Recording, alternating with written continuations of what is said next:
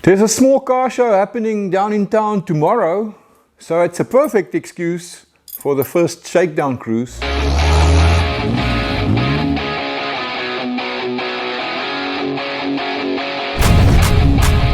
how's the jokes, and welcome back to the shop.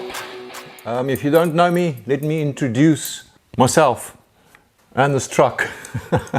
My name is Duff, and I run a small one-man shop in the almost very southern parts of Africa.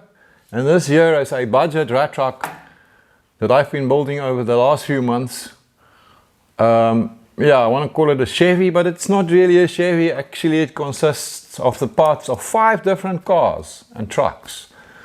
I've got the Chevy cab, I've got a Nissan hardbody Nissan drivetrain engine, and the rest of it. These pieces are actually from a Ford F-250, and these fenders comes off a Beetle, a VW Beetle, and then my hood is made from the bonnet of a Commer. Very few guys will actually know that it's a British-made truck here from the 50s. So the very first Mossel Bay Coffee and Cars event is taking place tomorrow. Now I have no idea how many cars there are going to be. We're going to find out. Mossel Bay is about 30 kilometers from me. If you're still measuring things with body parts like feet, it's about 22 miles. My American buddies, don't get pissed off with me. I'm just pulling your chain. So me and Wayne thought, you know what? The truck's not finished completely, but let's go down and give it a bit of a shakedown and see how things are going to work out. Maybe we don't even make it, who knows. I still got to do a few things. She still needs a patina sauce. I still want to add in a little bit of the same blue-green paint in these cream patches here. I might still want to do a little bit of upholstery for the seats, etc. A few small things. But I think we're going to go anyway. Just for fun. Hey, and if you're wondering about my silly hat, I don't blame you. This is a landmark event, man. The Williams speak proper English. So I thought, you know what, let's change the headgear to suit the era. I mean, why not? I do think if my wife sees this, she's going to be a little bit pissed off. I think she does not like this cap very much. My wife says this cap makes me look like an old man, and she doesn't want to be married to an old man. It's not like she's a youngster herself, but of course you can't say that. So I found this rustic old wooden box here in my storage shed. So I think I'm going to just throw this on the back here. Maybe it can sit right there. That actually looks like it fits pretty well. And this is going to become my toolbox. Just so that we can be prepared for, shall we call them, potential or possible challenges along the way. So let's get some tools and stuff into my newly designated toolbox. Oh dear, this does not work very well. It's jamming right there. Right, now it can open. You know, I actually kind of like the idea of having a permanent toolbox sitting right here. So I think I might modify this one a little bit or build another one so that it can live here permanently. So you might remember my hole in the radiator that I patched with epoxy. Might be a good idea to just take this stuff as well in case. Heavy duty radiator stop leak and conditioner. What does that mean? Can I use it on my hair as well?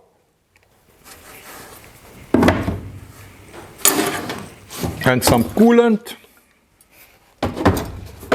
which I don't think is going to fit in my box. The can is too high. Oh man. I'll have to put that somewhere else. A wheel spanner is always a good call.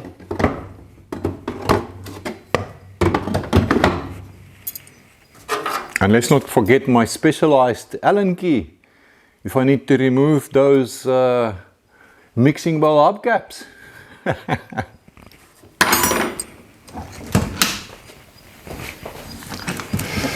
A selection of spanners, or what my stateside buddies would call wrenches. Some hammers is always a necessity. Many things you can fix with a hammer.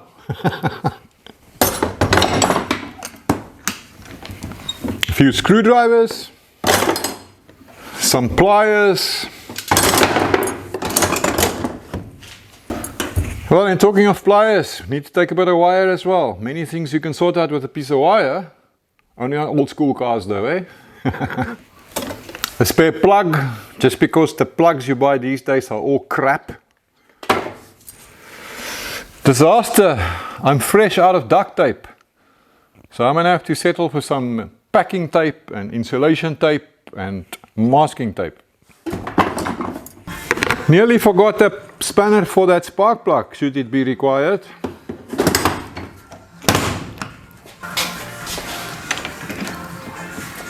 And if all else fails, some toe straps.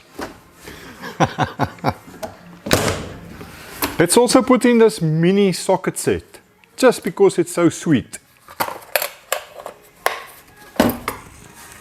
And because we can, a baby hacksaw, a file, and a little bit of sandpaper.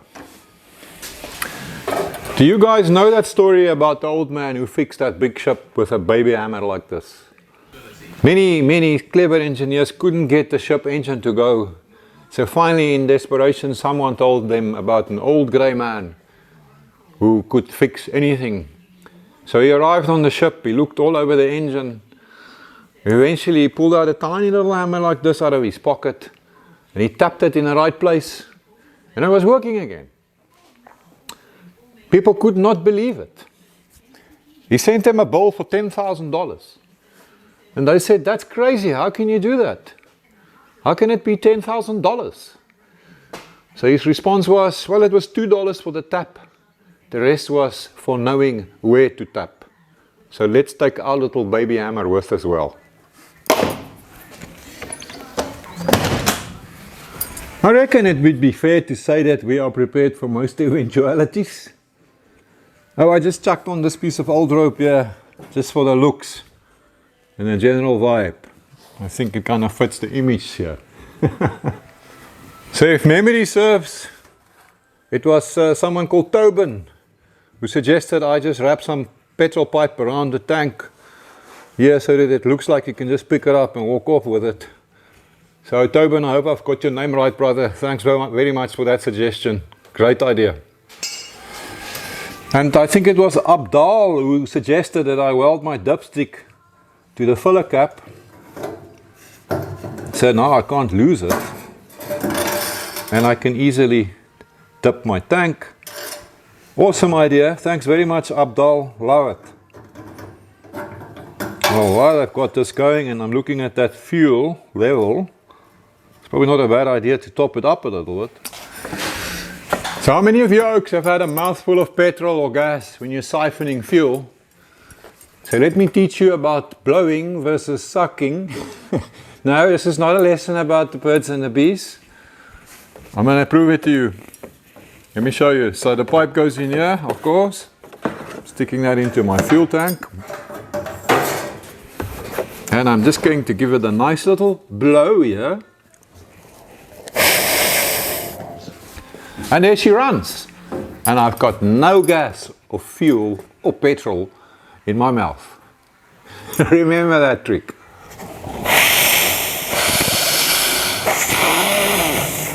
Right, let's see.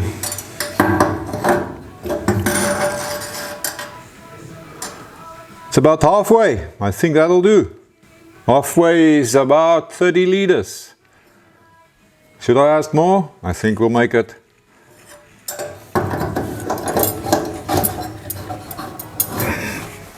So many of you guys have commented that this flat spot here on my mixing bowl Mooney hubcap, it requires a badge or a spinner or something.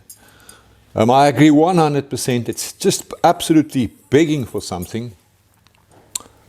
But I'm not sure about a badge. That's a bit boring. So I added a polished brass disc for a touch of steampunk. And this message is specifically for my brother Ish up in Durban. Ish, I've got a spring washer and some Loctite. So I don't think it's going to come off. It's the shiniest thing on this truck by far. But have a good look, it's not going to stay like that for very long.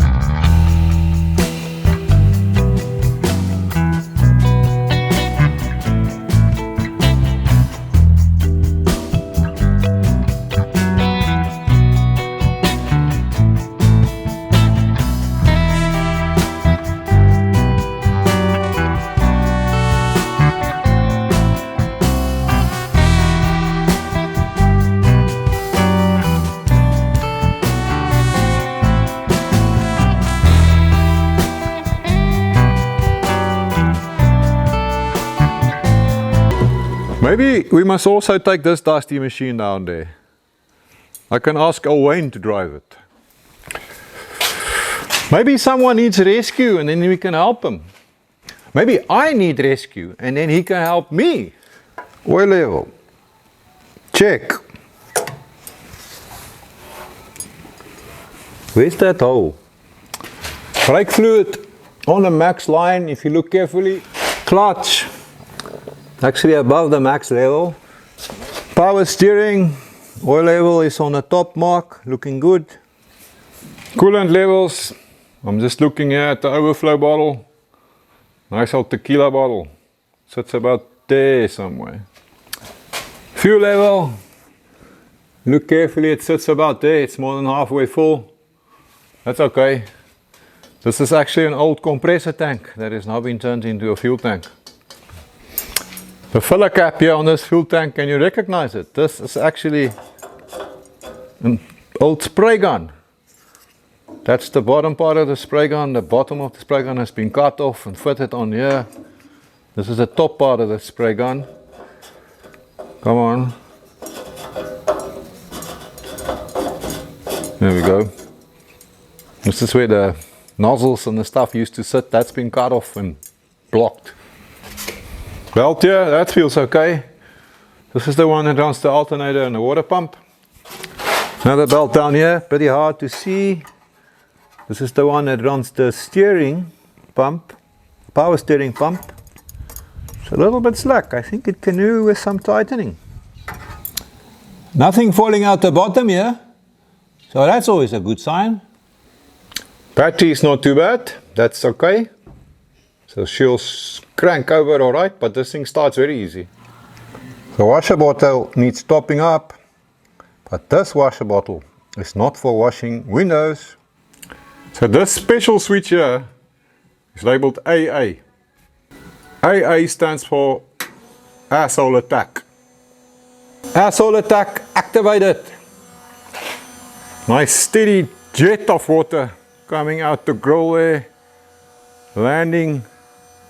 Oh, I don't know, a good 10 feet away, 3 meters.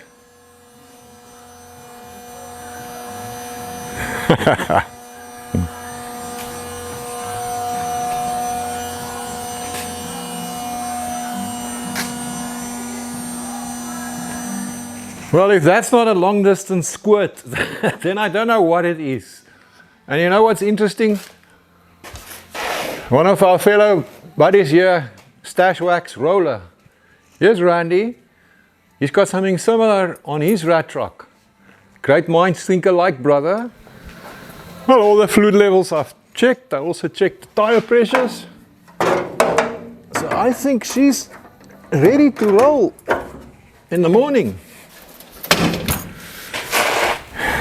So if I may, a few words of wisdom from a dude with a grey beard. You never have trouble if you're prepared for it. So remember that. Thanks for hanging out with me. I appreciate it. It was fun having you here with me in my forest workshop. So I'll see you at Cars and Coffee, even if we have to tow the truck there. Until then, have a lekker one.